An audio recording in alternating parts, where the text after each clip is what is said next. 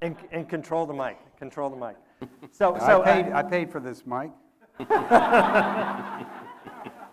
And so Steve is also a great friend and is going to be a supporter as we move forward. And so I thought we'd kick it off with Steve because he told me if I kick it off with Michael, Steve will never get a word in edgewise.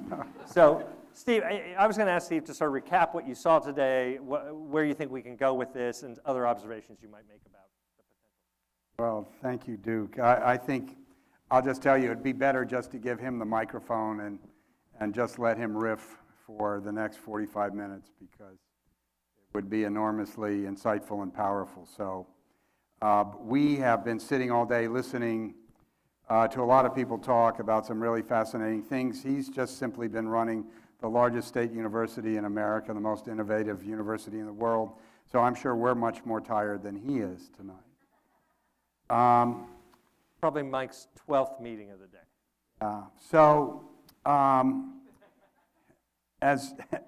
But we don't feel sorry for him. No, we do not. So this is an idea that seems so obvious now. To think from a network framework about how we're all connected. And I'm sure all of us have our I-10 stories. I certainly do. They're not pleasant. And if you can get past your direct experience with the I-10 in your car, wherever along it you are, you'll see that it's a pretty amazing thing that laid out an opportunity that was long undiscovered.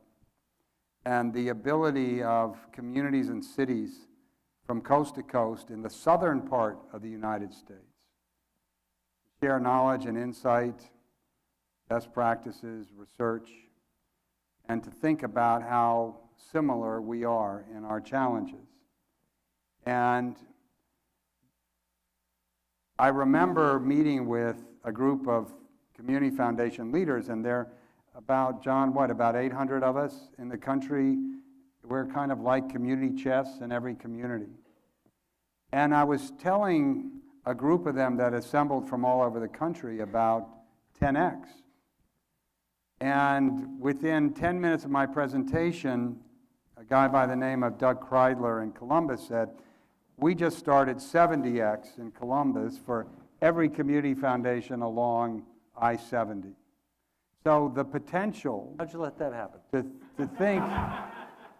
Well, you know, they're doing it with Ohio State, Duke. I tried to convince them to do it with ASU.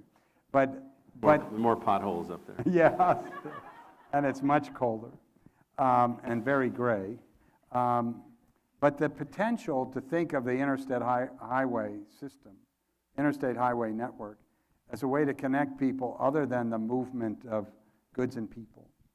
And that's really what this is about. And what I took away today, whether it was even yesterday talking about the new water agreement, or hearing about problems in San Antonio or Houston or New Orleans or Baton Rouge or Jacksonville or Colorado, while we have some different presenting problems, we have the same problem. And the problem isn't just water. And if we replaced water with immigration or health care or education, we'd still be presented with the same problem, even though each one of those problems is different. Abundance versus scarcity on water. The common problem we have is building public will and political support to take on some of the most monumental problems our country faces. And that while, as I learned from my friend John in Baton Rouge, sometimes they have more water than they know what to do with, and we have far less than we need. We, as foundations in our community, have the same problem of helping our community become smarter, more conscious, more deeply engaged intellectually and emotionally and politically with an issue that confronts us both, but in different ways. So I do think the power of this is behind the first problem of water, however it presents in our community. And for those of us who see our commonality along the I-10. So Dr. Crow, I think the genius of what you've done at ASU was to see that large, not known the way it is today, State University on the front lines of social, economic, and climate change could make the difference that it has. So the role of institutions in addressing these macro issues and how you've set us up for that kind of engagement and success, along with our friends at Community Foundations. How do you see that? You know, what's interesting about all this stuff, it's kind of funny, and I'm probably somewhere between strange and weird in these thoughts, but you know, we've all allowed ourselves to become mentally lazy. What I mean by that is we sit and we live somewhere and we think, well, the boundary of the state of Arizona is a real thing. Well, it is for some things. It's not for most things. The boundary of the state of Louisiana is a real thing. Well, it is for a few things, but it's not for most things.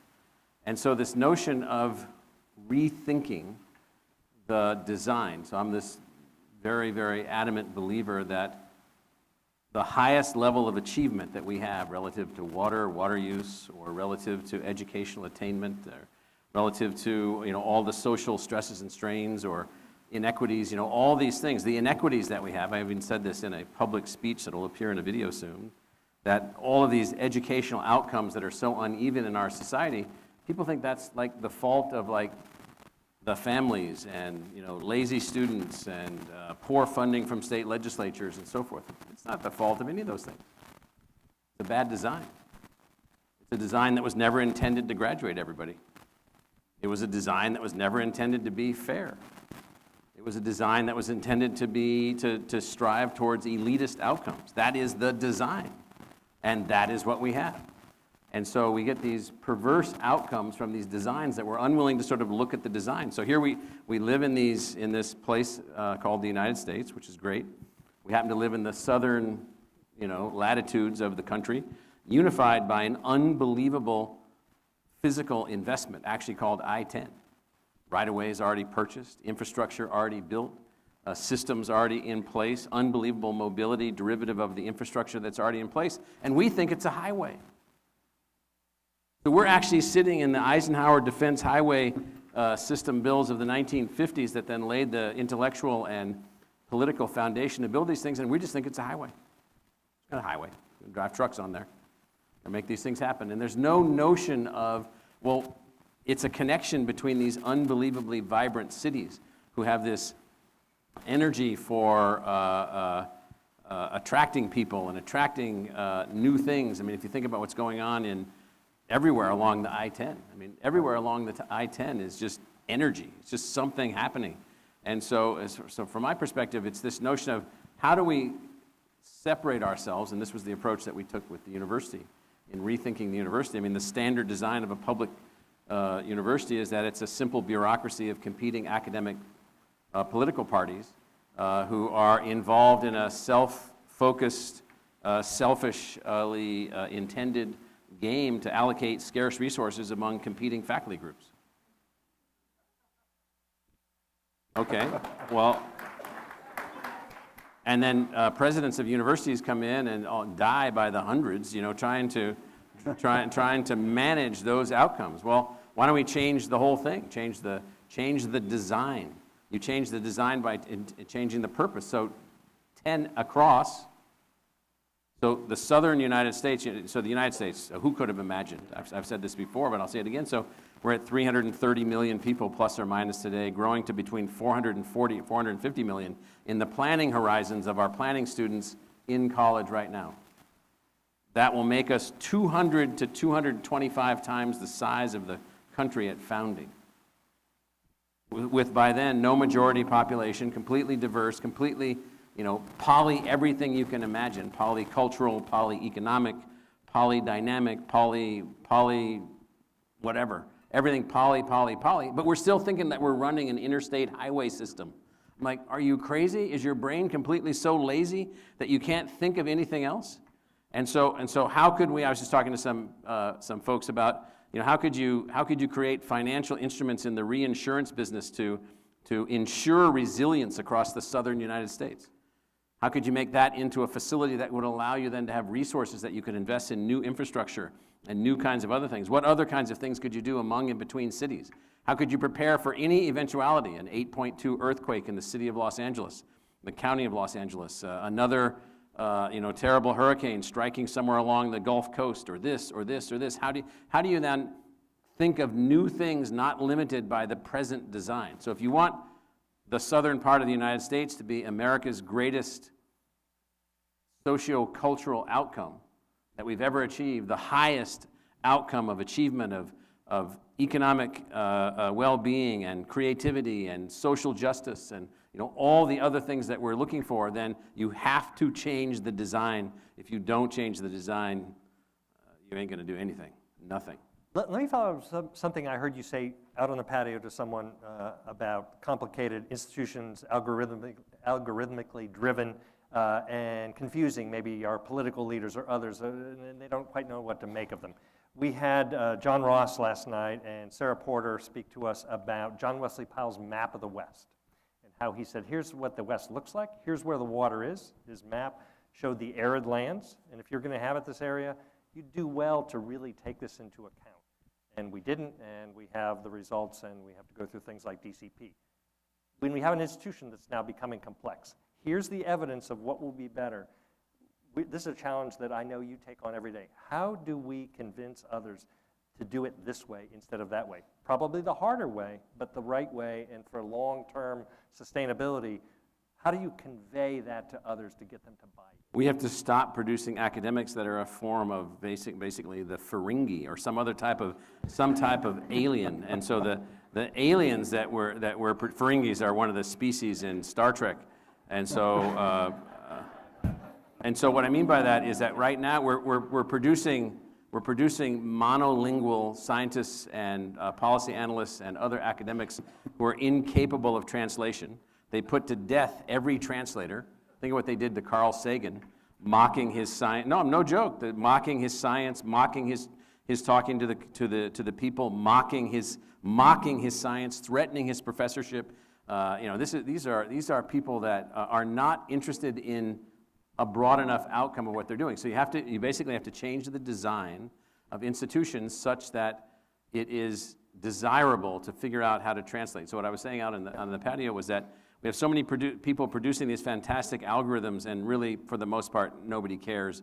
And if you talk to them about the algorithms, they're going to think that there's something wrong with you because you're uppity, and it's a terrible, terrible, terrible thing. And so we have decided to build institutions of science and technology for which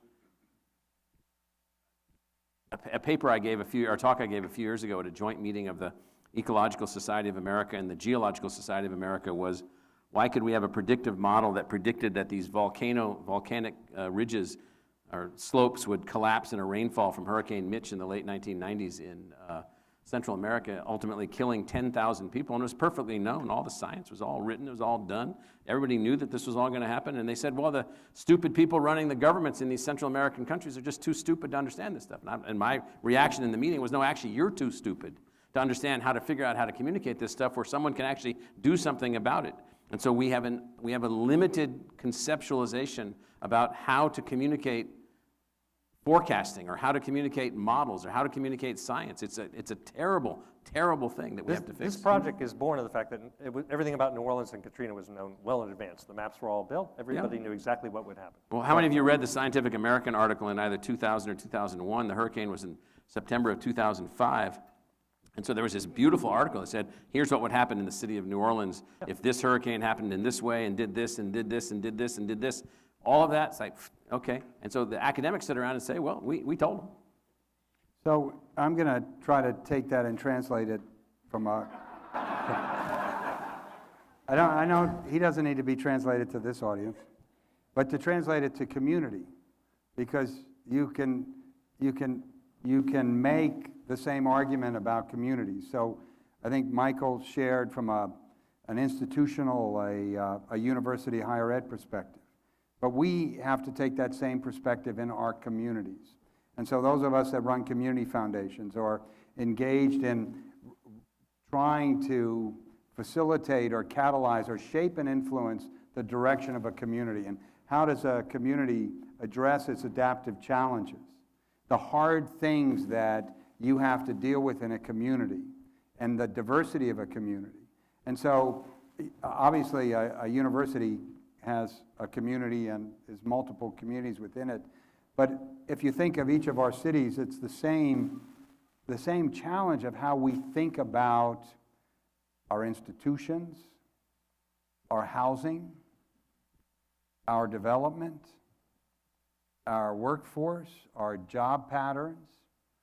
All of those need to, just as we're rethinking this highway, as Michael said, as just a place for trucks and cars, we can reimagine after 2 of these events that it's actually something different. It's an enabling mechanism to transfer knowledge and wisdom and not fall prey to the idiocy that Michael explained. And then for those of us that work in communities, how do we take that same concept, create the new narratives, challenge the conventional notions, seek to address really hard adaptive challenges, and try to move our communities to a different place?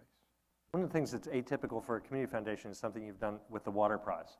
That's sort of stepping out of the conventional way that one might think about what you do. You want to just give a plug for that? It's quite an effort.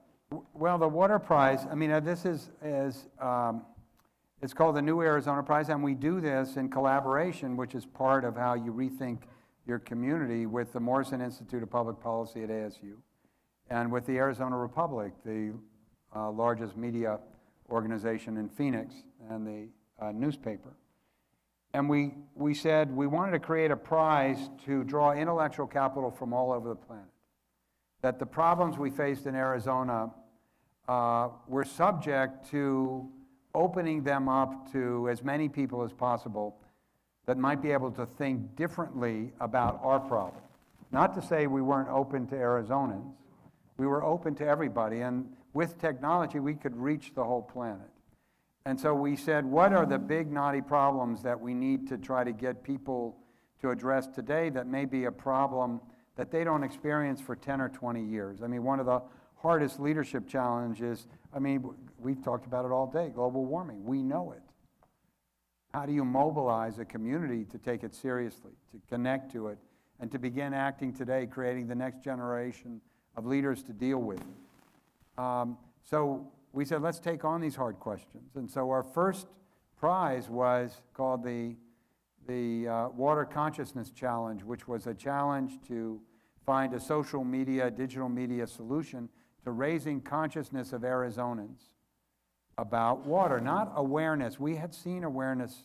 They're slim, they're surface. We wanted to reach into people's being, their consciousness, to connect with it intellectually and emotionally. And how could we do that using a different kind of highway, so to speak, social media and digital media? The next one was we realized there were a great many innovations with technology around water that could be implemented that were sitting on shelves that communities weren't putting in place because they didn't have the capital to catalyze the change. They might have known of the technology or the innovation, whether it was economic in terms of some algorithm to rethink pricing of water, or whether some new piece of technology or new social system that could change the way people thought about it. And so we did a water innovation challenge to challenge municipalities to come up with a way to implement a water innovation that worked for their community. Again, to the point Michael was making and I was making, how could you get a community to rethink how they approach a problem they think is too big? And the last one we just did was, how do you communicate and connect to our history of water here well earlier than John Wesley Powell, to the Hohokam culture in Arizona, and get people to understand that there was a civilization here, that we're not actually all that new. We have a very long history, and connect the past to the present to the future, and use public art to do that. So we're using the prize to facilitate and to draw in new thinking and new intellectual capital. And the truth is, we have, through this program, reached every continent other than Antarctica, and because all their water's frozen, so they're not. We've reached every continent, over 66 countries with entries into the, so people want to reinvent their communities. They want to solve these problems. They don't have the mechanism to do it. Mike, in conclusion, maybe we'll open it up to a few questions. The investment we're making in long-term predictive efforts, global futures effort, and even the setting up of the School of Sustainability, the first of its kind. Yeah, so we're trying to change the intellectual structure of the institution, driven significantly by a logic of an ancient Roman philosopher, Cicero, which is, well, yes, let's criticize, but let's criticize by what we create. So a way to be critical is to say, really, rather than say all these departments that we have that are trapped in their disciplinary boundaries are actually contributing to the problem of lack of sustainability. And all of these academic disciplines actually created this situation. So people don't say, well, how did we get to this point where we've dumped so much carbon in the atmosphere that we're creating an opportunity for not just global warming, that's the easy part of it. You're talking about global climate change by driving an energy signal and a heat signal into the ocean and into the atmosphere that will alter, lots and lots of things around the planet. How did we get there? Well, we got there because, we didn't really care. And why didn't we care? It wasn't that we were immoral. It's that we were just lazy and incomplete and didn't think it all through. And so if you don't want to be lazy and incomplete again, then you better change the way that you organize the people that are generating ideas and theories and doing science. And so we stepped out to try to do several things. First, at the sort of the root level of the base level of the design of the university, we still want disciplines, obviously, and then we want things that are called trans-disciplines and things like that, but we also want things that are anti-disciplines. They're not about being a discipline, they're about solving a problem, designing a certain kind of outcome. So our School of Sustainability and our Institute of Sustainability was built around the notion of anti-discipline. We're not going to be constrained by a disciplinary boundary, we're going to focus on how to produce some kind of an outcome result. Now, how do we get to the point where we can scale this? Well, we're at 500, what are we, Dave? 525, 550 faculty members now in the Global Institute of Sustainability, something like that. We have several thousand sustainability students in multiple programs around the university. We have hundreds, if not thousands, of individual projects that are going on, building critical mass, making these things happen, connecting to other things, making things happen. And then we said, okay, well, that's not enough. So if you look at the intellectual design of the big R&D labs in the United States, I just was in a class this morning that I'm a part of where we're talking about Sandia National Lab and Brookhaven National Lab and Lawrence Livermore National Lab and Lawrence Berkeley National Lab, Argonne National Lab. You've heard of these places. These are massive institutions with thousands of people, and most of them are not focused on sustainability. They're not focused on finding a way to determine our global future by building an enhanced relationship between the built environment and the natural environment. And so then you say to yourself, well, that's because that would take social scientists and economists and humanists and people thinking in different ways, and artists and writers and conceptualizers and science fiction theorists and all kinds of other people to paint the picture of where we needed to go. So we decided to take a very unusual step and organize a thing that we call Global Futures Laboratory, which is our effort. Could we build a scaled entity at the scale of an entire university, drawing from as many of our 3,600 faculty members as possible, as many of our 75,000 students on campus from 140 countries as possible, and could we actually make a dent in actually thinking about global futures at scale? Or is it too much for us? That we really are more curious about the splitting of an atom, which we're certainly curious about, and that's certainly something very important, but if we limit our scientific curiosity to that, or our scientific energy, or our creative energy to those kinds of things, we're going to miss something, which is this untenable interface between the built human environment from our present technological and social construct and the natural system on which we are at the moment completely, totally, and utterly dependent. Now, at some point, we might not be dependent only on this natural system. We may have other natural systems out there, but as far as I can tell, none of them yet have water or air. But and some of them are pretty hot. And so at least for the foreseeable future, the next several thousand years or several hundred years at least, we've got to really make this work in a new and completely different way. So What we're doing is we're taking serious intellectual reconceptualization of design, which I hope will move us away from something that's never going to work, is that some superhero is going to show up on the scene. And this superhero is going to say, I've got the answer, and I know how to make these things work, and this is going to be the answer, and so this is never going to work. This has got to be whole new ways of organizing humans, motivating humans, inspiring humans, coming up with solutions, coming up with ways to do things in new ways. And so it's not going to be only about ASU, but if we had 10 or 20 or 30 or 50 universities working this way, we might be able to make a dent in the kinds of people that we're producing, the kinds of ideas that we're producing, the kinds of tools that we're producing, the kinds of art that we're producing, to now begin rethinking all of this. And it is, as some of you know, it is a race. It is a race. And right now, we're not in a winning position relative to the race. Questions out here? And we're going to keep this light and short. I'd say maybe 10 more minutes. Dr. Crow has another appointment, as per usual. So anybody have any questions you'd like to ask Dr. Crow or Steve?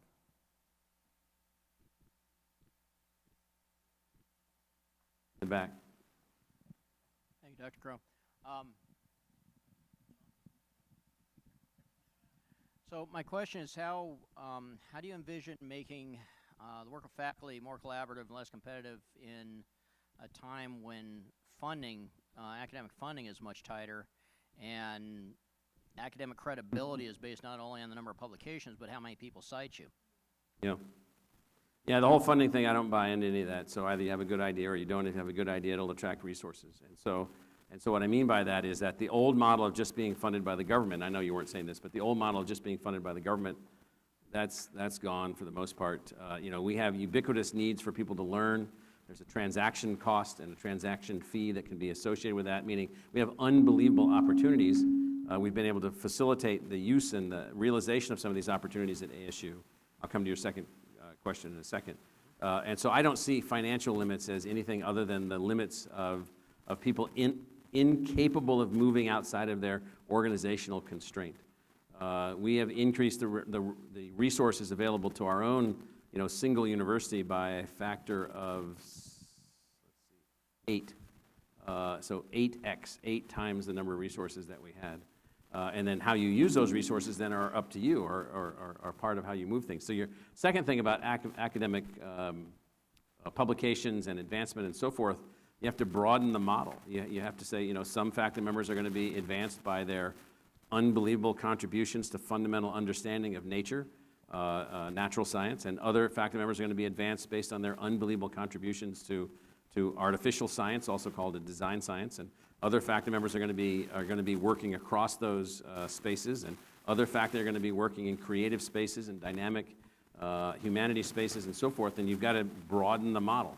And so you've got to stop worrying about, which we try to do, but it's hard, stop worrying about what other universities think about you and whether or not you're in line for some kind of prize or medal based on how many people you don't admit and things like that. And so we're not interested in those prizes.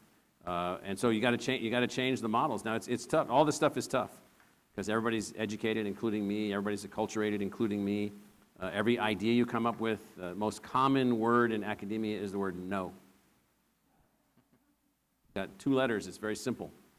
And no, and it's not no in a nasty way. It's just no. It's like, well, that won't work, or no, that takes too much money or something. So you got to get to what we've tried to do at ASU is build more of a yes culture, yes and, using the Stanford design logic. Yes and let's worry about this. Yes and let's be concerned about this, as opposed to no, we can't do that. No, it won't work. And so if we need, do we need a new academic culture? In some places we do. We need multiple academic cultures, I guess is what I would say. Even in single universities, multiple academic cultures. Can I just speak to that point about funding and ideas? And I'm not doing this to patronize Michael. My foundation funds a considerably high number of projects at ASU. And it's not because we want to, because there are lots of things we want to fund. But it is really hard not to fund a really great idea. It's really hard not to get behind an incredibly brilliant group of people that have an idea that can actually change some part of the world. And our job in the foundation world is to help the people who set up charitable funds with us find great ideas and fund them. And sadly, there aren't that many great ideas. However, we're fortunate here in that while we don't just stroke checks to ASU because it's our local university, we send checks to ASU because it generates more great ideas than anywhere else. And we can't say no to them. There are days, and you could come into our office, and one group is coming out of a meeting, and they're a group of folks from ASU, and another group is coming in, and somebody else is coming from the other side of the office. I say that not to express certain platitudes, but to simply say Michael is right. And one of the things you learn in Arizona is it's not tied to tradition, and I'm from the East Coast, where, you know, wait your turn, pay your dues. You got an idea, somebody kills it, kills you, hides it, buries it. Here, you got an idea, and Michael was the one who told me, people will get behind it. And so that spirit, I think, is a spirit that's more common. It's certainly more common on the I-10 than it is on I-95, I can tell you that. And those of you that are on the I-95 know exactly what I'm talking about.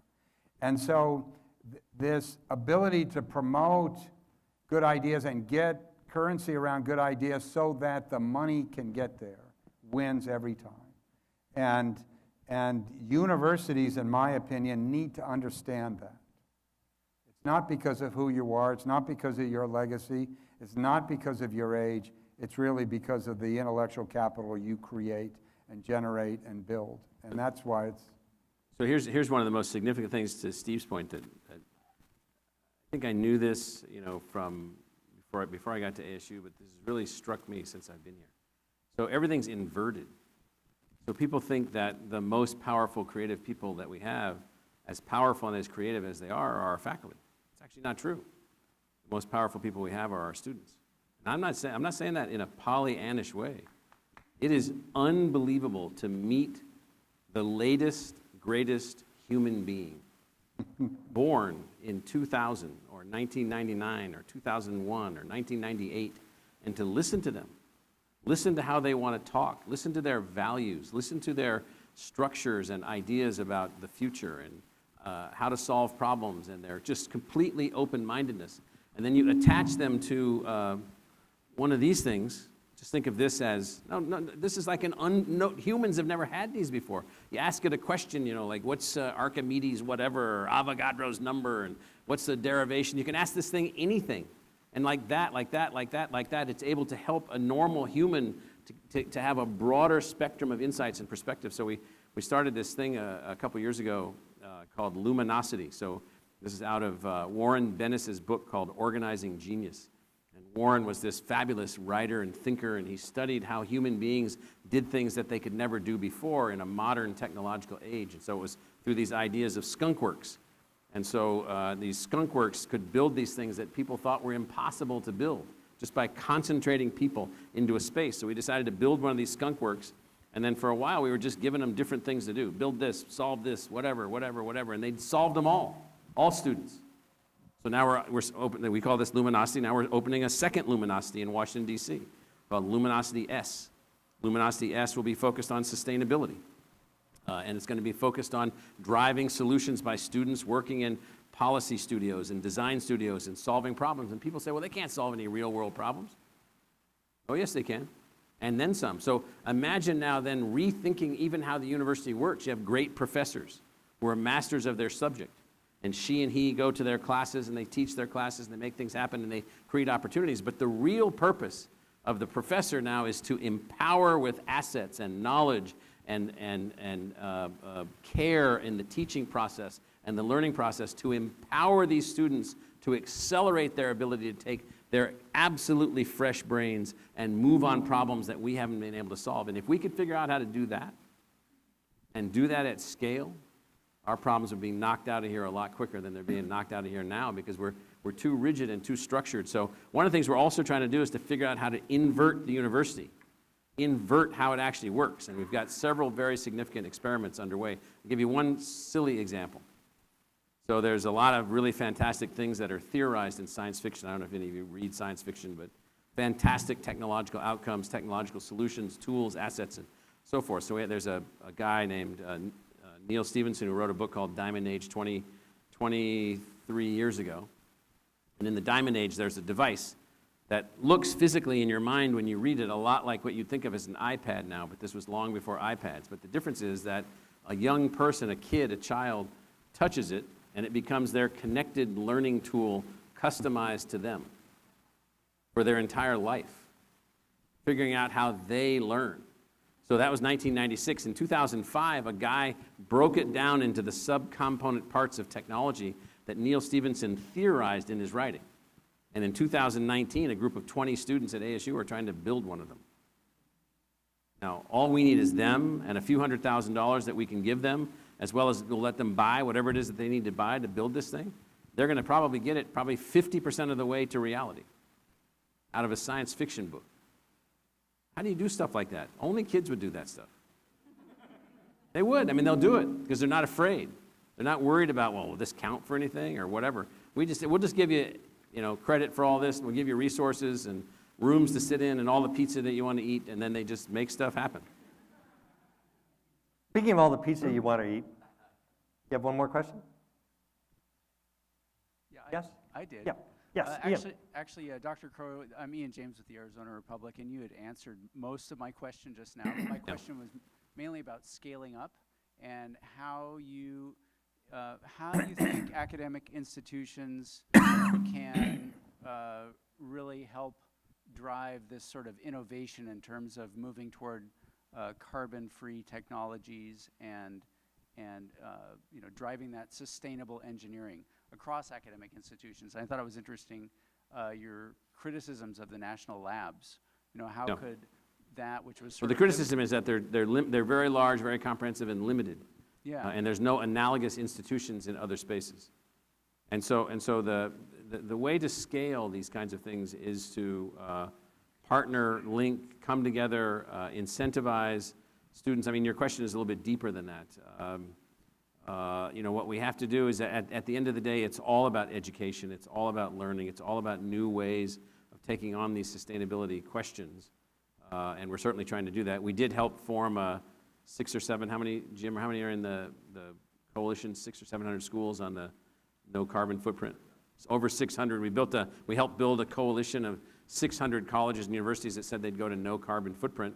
And some sarcastic reporter for the New York Times said, well, you don't have much of a carbon footprint. Universities and colleges aren't worth anything. They're only 3% of the carbon footprint. We said, yeah, but we're 100% of the student footprint. And so what we're really after, it really comes down to, can we actually change people's logic at the educational level, at the person level? So that's what we're trying to do. I want to give Steve the bragging rights that you were in a discussion with Mike Crow. You got the first and the last word. Oh, well, he might have a better last word. One, you made me think about the movie Minority Report with Tom Cruise. Yes. And remember the movie, he would point at a computer screen, right? And not touching it, right? So I get a new car. I can drive the car. I can't work the technology. It has gesture control. I point at the screen. I go like this. It turns up my radio. I do this. It goes down. I push it this way. I don't touch it. First time I saw it was a movie. I just want to put that out. Yeah. My car does that too, and I keep calling people I didn't mean to call. Right. What are you on the phone for? I don't know what that. I just wanted to make this comment because I didn't get to ask the question today. I don't know if the insurance folks are still here, the reinsurance folks. And I'm not asking you to answer the question, but I'm going to give you a challenge. I watched, it's hard to watch the news these days, but I forced myself last night. And, you're routinely disappointed. And Well, some are, some aren't. Yeah, well, you should be disappointed. So, particularly about what I'm about to talk to about. And maybe it depends who Go you ahead. watch. Go ahead. I watch them all. Oh, and I don't.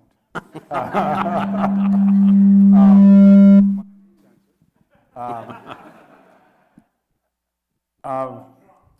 I'm not talking about anybody in Right. particular. Just the news is all I said. I watched the reaction of the debate, if you want to call it that, I'd call it preschool, on the new Green Deal. Now, I will tell you, I haven't read the new Green Deal. I don't have a position on the new Green Deal. But what I saw on the floor of the Senate was the most ridiculous, childish behavior I'd ever seen with respect to the debate on the new Green Deal. So when I am expecting elected officials of whatever party to have a serious debate of whatever is put on the floor, not what I saw.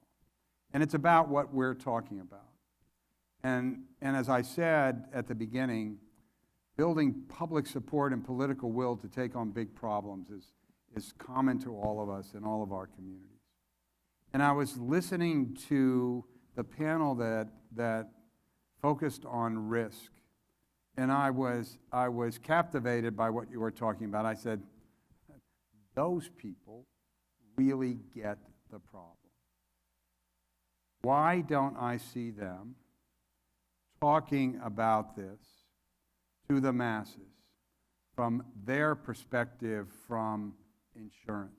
Because you certainly convinced me of how we need to rethink insurance in this country. Michael mentioned it earlier about ensuring resilience, I think. And if we're going to solve these problems along the 10 that we have, and I didn't see anybody today running a clown show, we all have a responsibility to take what we know and convey that to our larger communities, just not keep it within the sector.